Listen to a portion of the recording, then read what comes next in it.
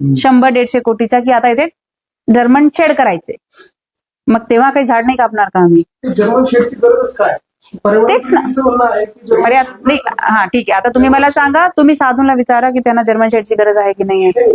पर्यावरण प्रेमींचं म्हणणं आहे की साधूंना जर्मन शेडच का बरं पाहिजे?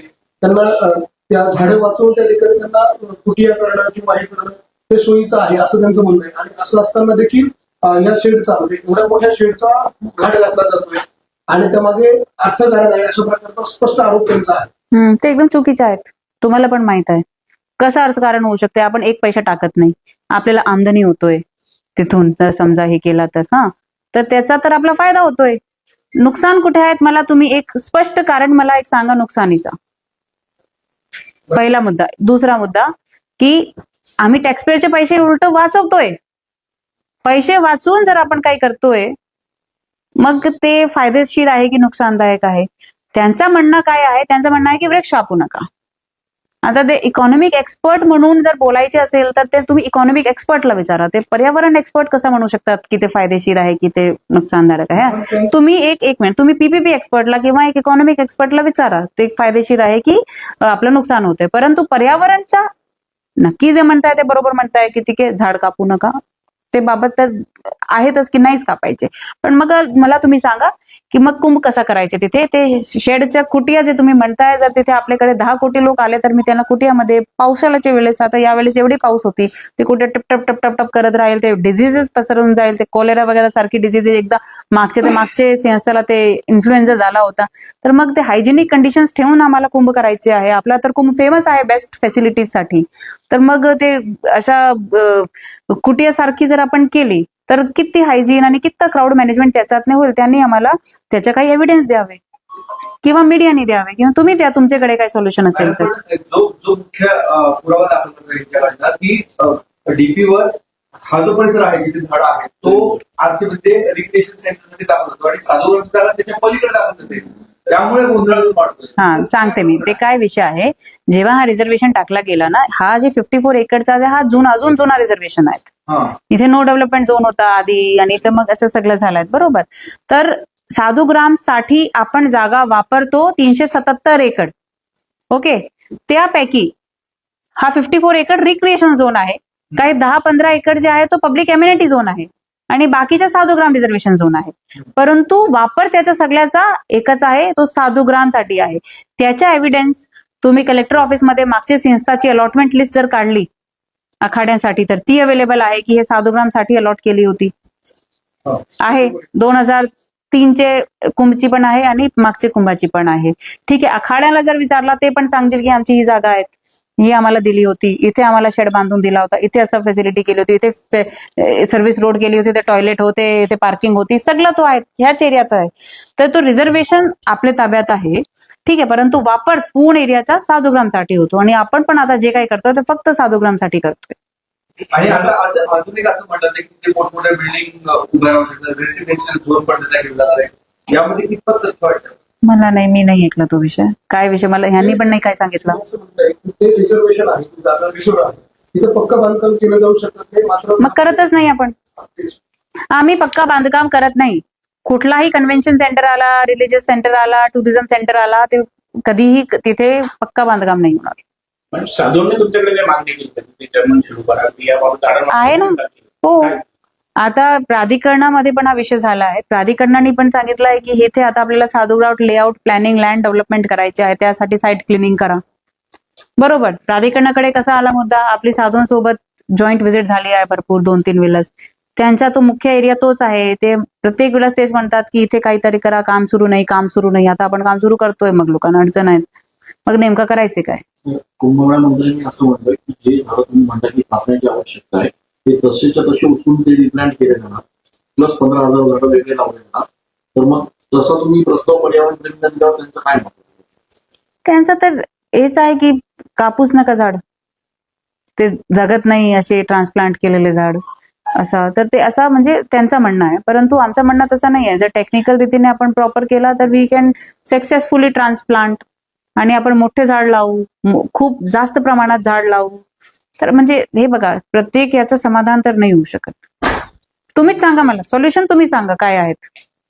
जर आम्ही इथे एक पण झाड काढला नाही तर इथे कुंभ होईल की नाही? बोला ना.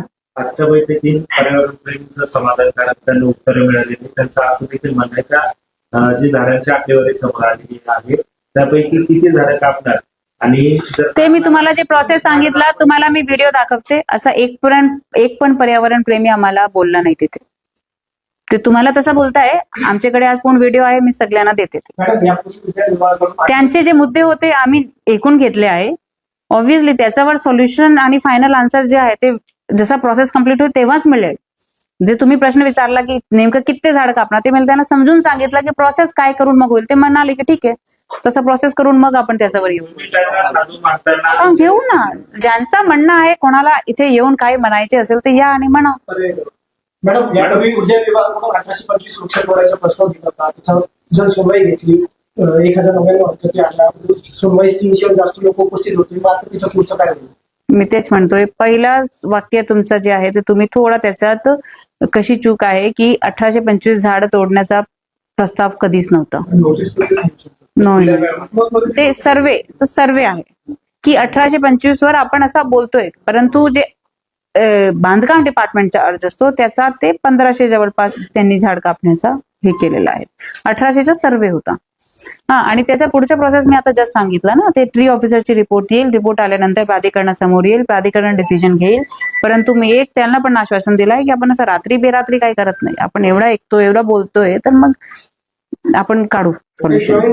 बैठक तुमची किंवा जॉईंट व्हिजिट तर भरपूर त्यांची चालूच आहे. सर्वेची पण मागणी झाली. जॉईंट सर्वेची ते पण म्हणाले की जॉईंट सर्वे तशी तरतूद नाही आहे ऍक्ट मध्ये, परंतु फॉर्मली इनफॉर्मली कसा करता येईल ते आम्ही प्राधिकरणमध्ये ठरवून घेऊ. मॅडम आता आंदोलन सुरूच राहणार आहे ते मागताय. वाद कसं मिटणार तुमच्या आता पुढे काय? ते तर त्यांच्या हातात आहे.